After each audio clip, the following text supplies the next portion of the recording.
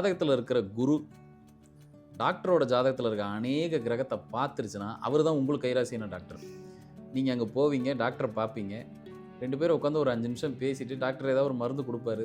எனக்கு எல்லாம் சரியாக போச்சு டாக்டர்னு எஞ்சி வந்துட்டே இருப்பீங்க. அவர் தொட்டாலே உங்களுக்கு சரியாகும். காரணம் என்ன தெரியுமா? பேக்ரவுண்டில் ஒரு இந்த கிரகம் தான் அதை முடிவுபடுத்துது. உங்கள் ஜாதகத்தில் இருக்க குரு டாக்டரோட ஜாதகத்தில் இருக்க அநேக கிரகத்தை பார்த்துருச்சுன்னா, ஒரு 5 கிரகத்தை பார்த்துருச்சு, 6 கிரகத்தை பார்த்துருச்சுன்னா, அந்த டாக்டரோட உட்காந்து நீங்கள் 5 நிமிஷம் 10 நிமிஷம் பேசினாலே உங்கள் உடம்பு சரியான மாதிரி ஒரு ஃபீலை கொடுத்துரும். ஸோ வந்துட்டு சரியாயிடுன்னு சொல்லிட்டாங்க. ஆனால் டாக்டர்ஸ் எல்லாருமே வந்துட்டு இல்லை இது ரொம்ப கிரிட்டிக்கலான கண்டிஷனில் இருக்குது, இது வந்து காப்பாற்ற முடியுமான்னு தெரியலன்ற மாதிரி ரொம்ப நம்பிக்கை இல்லாத வார்த்தைகளாக சொல்லியிருக்கிறாங்க சார். ஆனாலும் வந்துட்டு அந்த டாக்டர் அவைலபிள் இல்லைன்னு சொன்னதுக்கப்புறம் பக்கத்து ஹாஸ்பிட்டல்லேருந்து ஒரு டாக்டரை வர வச்சாங்க. அந்த டாக்டரோட பேர் வந்து ராஜா, அந்த வர வச்ச டாக்டரோட பேர் வந்து மகான்னு சொல்லியிருந்தாங்க. ஸோ மகாஷ் ராஜா அப்படின்னு. ஸோ அவர் வந்து அந்த விஷயத்தை வந்து எக்ஸ்பீரியன்ஸ் சொல்லும் பொழுது ஓகே, மெடிக்கல் அஸ்ட்ராலஜியில் ஒரு குரு வந்து ஒரு வார்த்தையை சொல்லிட்டாரு அப்படின்னா அந்த நோயை முடியவே முடியாதுன்னு டாக்டரே சொன்னா கூட ஒரு குருவனுடைய வார்த்தை வந்து காப்பாற்றி கொடுக்கும் அப்படின்றது வந்து அவங்க சொன்னாங்க. கிளைண்ட்டாக வராங்க அப்படின்னா சில பேர் கதவை திறந்து உள்ளே வரும்போதே நான் கண்டுபிடிச்சிருவேன் அவங்களுக்கு ஏதாவது இந்த மாதிரி உடம்புல ஏதாவது ஒரு ஒரு தொந்தரவு இருக்கா, இல்லை ஒரு நோய் வந்து பரவி இருக்கா அப்படிங்கிறது. சில பேர் உள்ள கதவை திறந்து உள்ளே வரும்போதே நான் கேட்பேன், ஹஸ்பண்ட் ஒய்ஃப்குள்ளே ஏதாவது தகராறு இருக்கான்னு கேட்பேன், ஏதாவது சண்டை போயிட்டு இருக்கா அப்படின்னு. இதெல்லாம் எப்படின்னா ஒரு உள் உறுப்பு ஒரு வெளி உறுப்போட கனெக்டடாக இருக்கும். அதுவும் வந்து அதோட ட்ரையாக இருக்குன்னா தண்ணி குடிக்காமல் இருக்கிறது இந்த மாதிரி சொல்லி தான் சார் கேள்விப்பட்டிருக்கேன். அது பொதுவாக சொல்கிற கருத்து. இப்போ என்னோட பார்வையில் நான் பார்க்கும்போது என்னென்னா, அனுபவமும் கூட சேர்ந்து இருக்கும்போது என்னென்னா, ஒருத்தருக்கு உதடு ட்ரையாக இருக்கும்போது உள்ள மண்ணீரல் வீக்காக இருக்குது. மண்ணீரல் எப்போ அடி வாங்கும்? 2 பேர் ஒரு கப்பலாக இருக்காங்க, ஹஸ்பண்ட் ஒய்ஃபாக இருக்காங்கன்னா, எப்போ பார்த்தாலும் ஓயாமல் சண்டை போட்டுருக்காங்கன்னா அங்கே மண்ணீரல் உள் உறுப்பாக அடி வாங்கிட்டு இருக்குன்னு அர்த்தம். அதோட வெளிப்பாடு தான் சில பேர் எப்போ பார்த்தாலும் காதை பிடிச்சி திருவிக்கிட்டே இருப்பாங்க, இல்லை காதை இப்படியே ரொம்ப டச் பண்ணிக்கிட்டே இருப்பாங்க, இல்லை காதை எப்போ பார்த்தாலும் ஏதாவது ஒன்று பண்ணிக்கிட்டே இருப்பாங்க. இந்த மாதிரி காதில் அடிக்கடி கை வைக்கிறவங்க, இல்லை அதை ஏதாவது பிடிச்சி இழுக்கிறது, இல்லை இப்படி திருவுறது, இப்படி இருக்கிறவங்க அத்தனை பேரும் பாருங்கள் உள்ள கிட்னியில் ஏதாவது ஒரு ப்ராப்ளம்.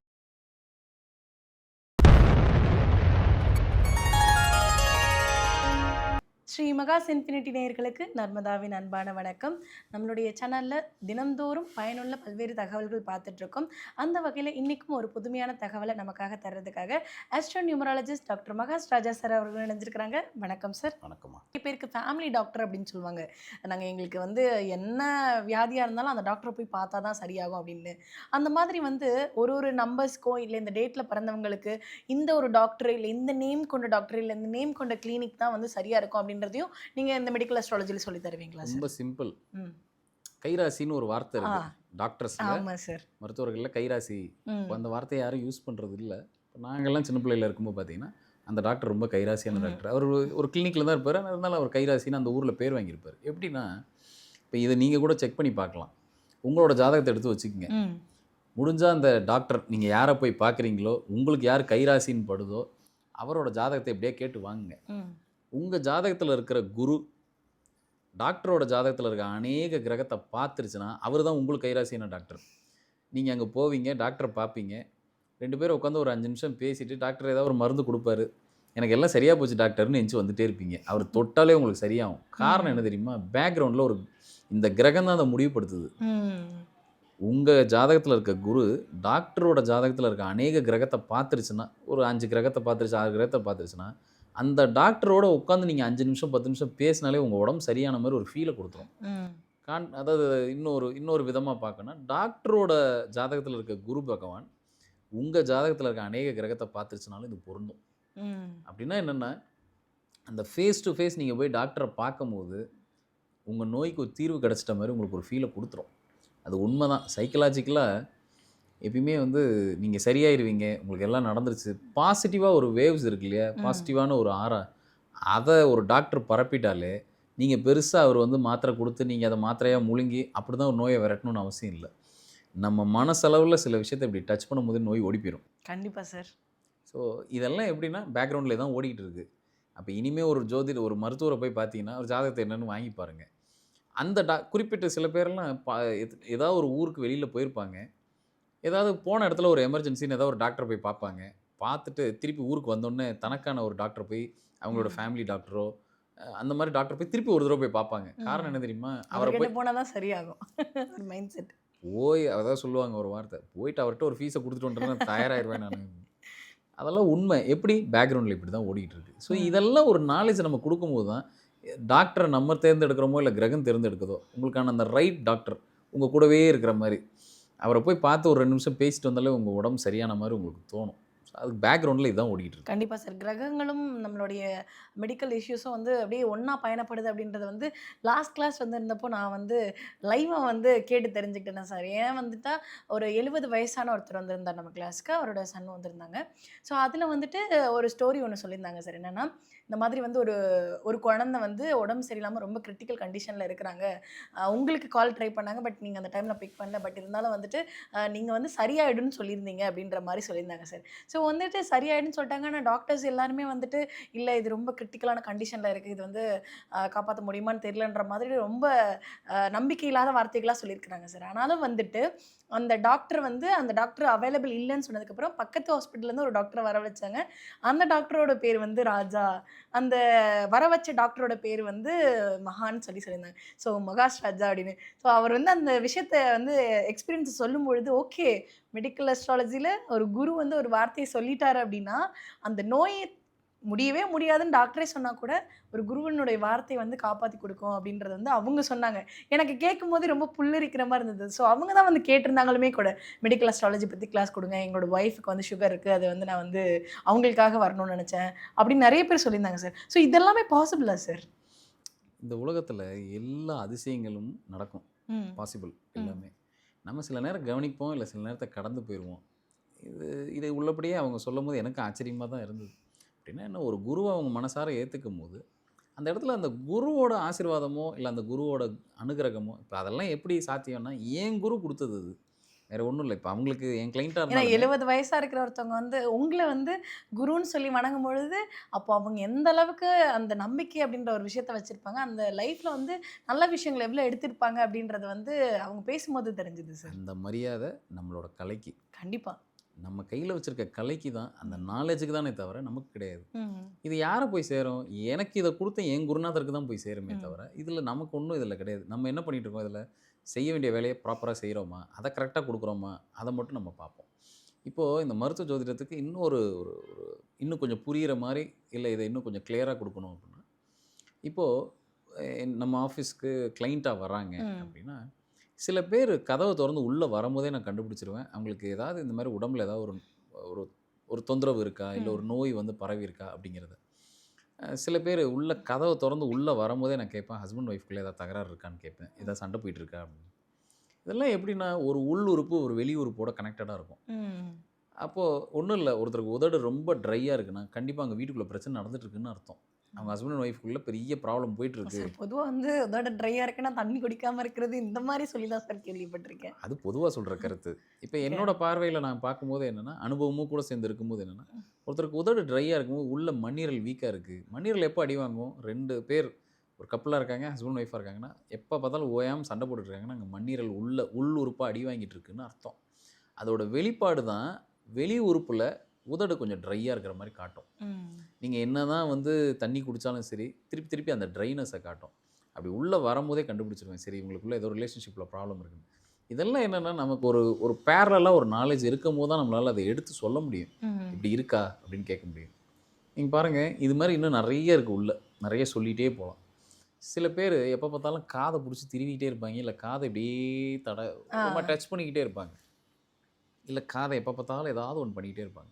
இந்த மாதிரி காதில் அடிக்கடி கை வைக்கிறவங்க, இல்லை அதை ஏதாவது பிடிச்சி இழுக்கிறது, இல்லை இப்படி திருவுறது, இப்படி இருக்கிறவங்க அத்தனை பேரும் பாருங்கள் உள்ள கிட்னியில் ஏதாவது ஒரு ப்ராப்ளம் இருக்கும். ஏன்னா காதோட வடிவத்தை எடுத்து பாருங்கள், அது ஒரு கிட்னி வடிவம் மாதிரியே இருக்கும்.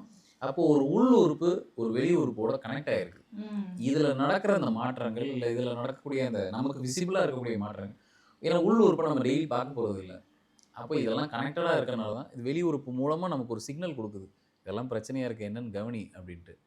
இதை நம்ம என்ன பண்ணுவோம், எப்பயுமே மருத்துவம் எப்போ உள்ளே வரும் அப்படின்னா, பிரச்சனை சீரியஸாக போய் அது ரொம்ப எல்லையை மீறி போன உடனே நம்ம ஒரு எமர்ஜென்சின்னு தான் மருத்துவத்துக்கிட்டே போவோம், இல்லை ஒரு மருத்துவர்கிட்ட போவோம்.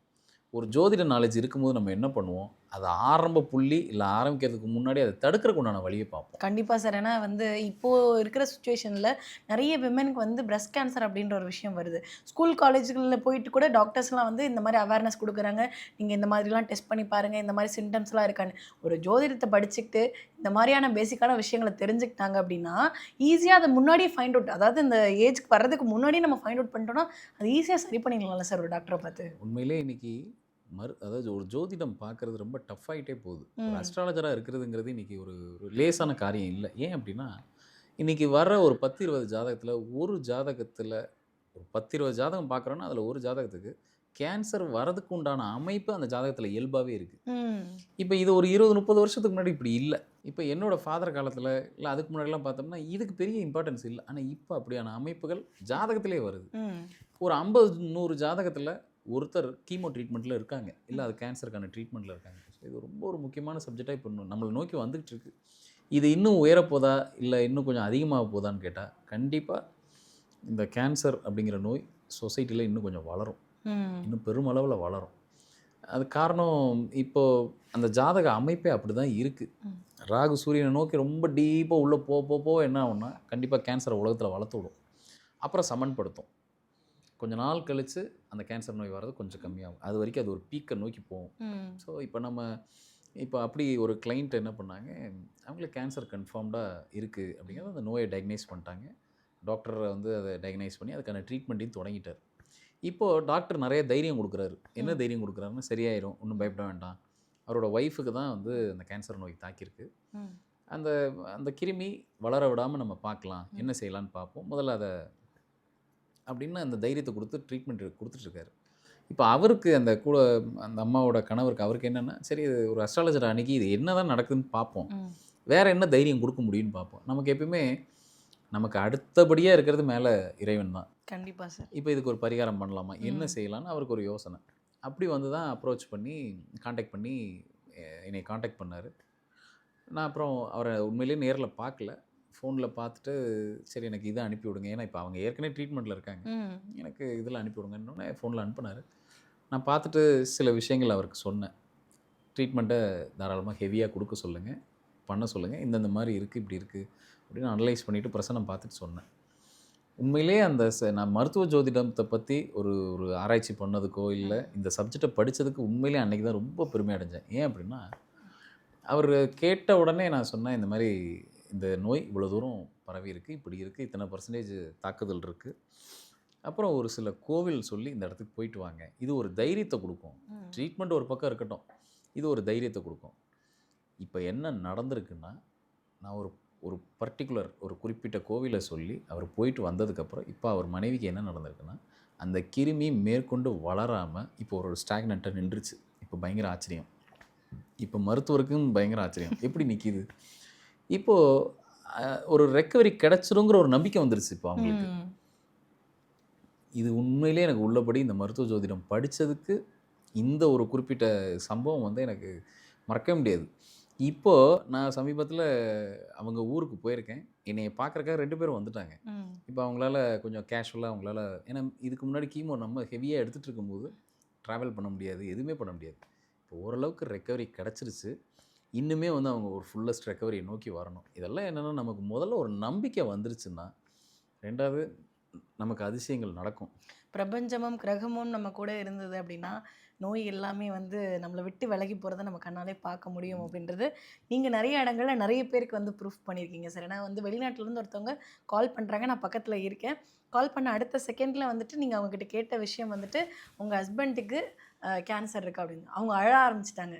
ஆமாம் சார், நான் அதுக்காக தான் உங்கள்கிட்ட கேட்கணும்னு நினச்சேன் அப்படின்னு சொல்லி. நீங்கள் எப்படி சார் அதெல்லாம் ஃபைன் பண்ணுறீங்க? நாலேஜ் தான்மா, வேறு ஒன்றும் கிடையாது. நம்ம ஒரு சப்ஜெக்டை படிக்கிறோம்னா அந்த சப்ஜெக்டை முழுமையாக நம்ம உள்வாங்கிட்டு எடுக்கும் போது நம்மளால் சொல்ல முடியும். இப்போ எனக்கு என்னென்ன சார், உங்களோட நாலேஜை நீங்கள் கரெக்டாக ஃபைன் பண்ணி சொல்கிறீங்க. இது எல்லாமே வந்து கூட இருக்க எங்கள் எல்லாருக்கும் தெரியும் சார். இப்போ உங்ககிட்ட வந்து மெடிக்கல் அஸ்ட்ராலஜி படிக்கிறாங்க அப்படின்னா படிக்கக்கூடிய எல்லாருக்குமே இந்த நாலேஜை உங்களால் கடத்த முடியுமா சார்? எப்படி பஞ்சபட்சியில் கிளாஸுக்கு வந்தால் என் நாலேஜ் எல்லாருக்கும் கடத்த முடியும் நான் நம்பினனோ, அதை ஓரளவுக்கு செஞ்சுட்டனோ, அப்போ இந்த எல்லா கிளாஸும் அப்படி தான் இருக்க போகுது. மெடிக்கல் அஸ்ட்ராலஜி கிளாஸும் அப்படி தான் இருக்க போகுது. ஒன்றே ஒன்று, நான் கற்றுக்கணுங்கிற ஆர்வத்தோடு வந்தாங்கன்னா அவங்களுக்குள்ள அந்த சப்ஜெக்டை கண்டிப்பாக நான் புகுத்தி கொடுத்துருவேன். கண்டிப்பாக சார். அப்போ இதெல்லாம் எதுக்கு அப்படின்னா, இப்போ நீங்கள் சொன்ன மாதிரி அவங்களுக்கு அப்படி கேட்கும்போது அவங்களுக்கு என்னென்னா, ஓகே நமக்கு இருக்கிற அந்த என்ன எக்ஸாக்டாக என்ன நடந்திருக்கோ அதை நம்ம டயக்னைஸ் பண்ணி சொல்ல முடிஞ்சதுன்னா அதுதான் ஒரு ஜோதிடரோட வெற்றி. அதுவும் குறிப்பிட்டு வந்து இந்த மாதிரியான கேன்சர் தான் அப்படின்றதையும் நீங்க குறிப்பிட்டு சொன்னீங்க. அது எந்த பார்ட்டில் பாதிச்சிருக்கு, எவ்வளோ தூரம் பாதிச்சிருக்கு, இதை தான் ஸ்கேன் ரிப்போர்ட் சொல்ல போகுது. அதை தாண்டின ஒரு ஒரு ஜோதிட அறிவு இருக்கும்போது உடனே நீங்கள் ட்ரீட்மெண்ட்டை நிறுத்துங்கன்னு நம்ம சொல்ல போகிறது இல்லை. ட்ரீட்மெண்ட்டை மேற்கொண்டு பண்ணுங்க, இதை நல்லா இன்னும் செய்யுங்க, இதுலேருந்து வெளியில் வந்துடலான்னு ஒரு நம்பிக்கை நம்ம பேரலாக கொடுக்க போகிறோம். இது உண்மையிலேயே அவங்கள சீக்கிரம் ரெக்கவரி ஆகிறதுக்கு ஹெல்ப் பண்ண போகுது. கண்டிப்பாக சார். ஸோ அப்படி நிறைய பேருக்கு அந்த மாதிரி கொடுத்து, அதாவது இதில் என்னென்னா இந்த சப்ஜெக்ட் உண்மையிலே இனிமேல் இந்த சப்ஜெக்ட் நான் படிக்க மாட்டேன், எனக்கு இதிலெல்லாம் பெருசாக இன்ட்ரெஸ்ட் இல்லைன்னு சொன்னால் அவங்க வந்து ஒரு ஜோதிடராக வலம் வர்றதுக்கு வாய்ப்பு ரொம்ப கம்மி. ஸோ இனி இருக்க போகிற காலகட்டத்துக்கு குறிப்பாக இன்னொரு 2-3 வருஷத்தில் நோயோட தாக்குதல் உலக ரீதியில் பெரிய லெவலில் இருக்க போகுது. என்னோட ஒரு ப்ரெடிக்ஷன் 2028 நிச்சயமாக இந்த உலகம் முழுக்க ஒரு உலக பாப்புலேஷன் எடுத்துக்கிட்டோம்னா ஒரு 30-40% பேர் டயபெட்டிக்காக இருக்கிறதுக்கு வாய்ப்பு நிறைய இருக்குது. ஸோ இந்த மாதிரி நிறைய விஷயங்கள் தொடர்ச்சியாக வரதான் போகுது. ஸோ இந்த சப்ஜெக்டை இப்போவே நம்ம கற்றுக்கிறது ரொம்ப ரொம்ப நல்லது. அதை பற்றின ஒரு நாலேஜை எடுத்துகிட்டு அதில் நம்ம நிறைய ரிசர்ச் ஒர்க்கை பண்ணோம்னா, ஏன்னா நம்ம எவ்வளோக்களவு நம்ம பண்ணாலுமே இன்றைக்கி காம்படிட்டிவாக இருக்குது. கிரகங்கள் அடுத்தடுத்து நோய்களை தயார்படுத்தி அனுப்பிச்சிக்கிட்டே இருக்குது. ஸோ நம்ம தான் நம்ம நாலேஜை வளர்த்துக்கிறதுக்கு இது ஒரு right time to do. So கண்டிப்பாக எல்லாருமே மெடிக்கல் அஸ்ட்ராலஜி படிக்கிறது ரொம்ப ரொம்ப அவசியம் இன்றைக்கி. கண்டிப்பாக சார். எல்லாருமே வந்து மெடிக்கல் அஸ்ட்ராலஜி அப்படின்ற ஒரு விஷயத்தை கற்றுக்கணும். அதுலேயும் பேசிக்காக தெரிஞ்சுக்கிட்டு பேசிக்காக வந்து ஜோதிடத்தை பற்றின அறிவு இருந்து அதுக்கப்புறமா நம்ம அஸ்ட்ராலஜியில் வந்துட்டு மெடிக்கல் அஸ்ட்ராலஜி கற்றுக்கும் பொழுது இன்னும் நிறைய விதமான பயன்களை வந்து நமக்கு கொடுக்கும் அப்படின்றது இந்த ஒரு பதிவு மூலமாக எல்லாருக்குமே வந்து தெரிஞ்சிருக்கும் சார். கண்டிப்பாக ஆர்வம் இருக்கக்கூடியவங்க எல்லாருமே வந்து ஸ்க்ரீனில் தெரியக்கூடிய இந்த நம்பருக்கு கால் பண்ணி சென்னையில் நடக்கக்கூடிய மார்ச் மாதம் 21, 22 இந்த டேட்டில் நடக்கக்கூடிய கிளாஸில் கண்டிப்பாக கலந்துக்கோங்க. நிறைய நல்ல மாற்றங்களை கையில் எடுத்துகிட்டு போகணும் அப்படின்னு சொல்லிட்டு எங்களுடைய டீம் சார்பாக கேட்டுக்கிறோம். ரொம்ப நன்றி சார். நன்றிமா.